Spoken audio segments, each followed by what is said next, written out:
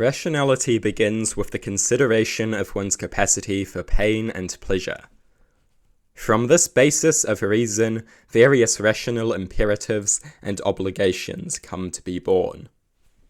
Various rational desires enter the fray and charge into combat against the hordes of irrationalities that stand in their way. Following from consideration of one's capacity for suffering, an unavoidable rational desire makes itself known. The rational desire to live in a kind and compassionate society that cares for the well-being of all and practices great respect for sentience. To act in a way that reflects this rational desire is rationally obligatory. It is a rational imperative.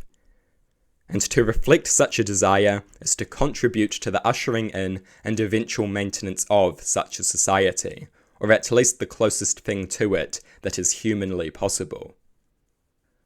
Rationality imposes standards of conduct regarding the treatment of others upon the rational actor. The rational actor must act in a way that propagates that kind and compassionate society. There is perhaps no greater rational moral imperative, no greater rational moral obligation than this. And equally strong is the rational necessity of opposition to the alternative.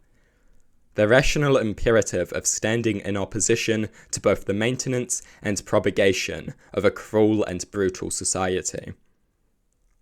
Contributing to the ushering in of a cruel and brutal society is nothing short of extreme irrationality.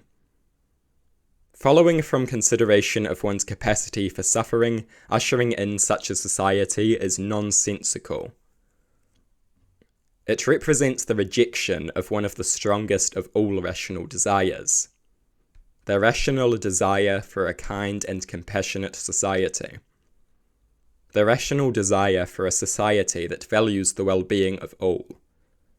The rational desire that must be reflected in the actions of the rational actor.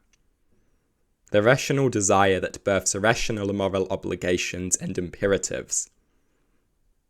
The rational actor considers their capacity for suffering. The rational actor considers the basis of reason and proceeds from there. What does a rational actor desire if not a kind and compassionate society? What does a rational actor oppose if not a cruel and brutal society?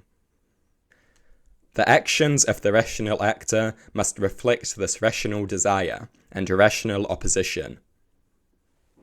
The rational actor must desire a kind and compassionate society and oppose a cruel and brutal one.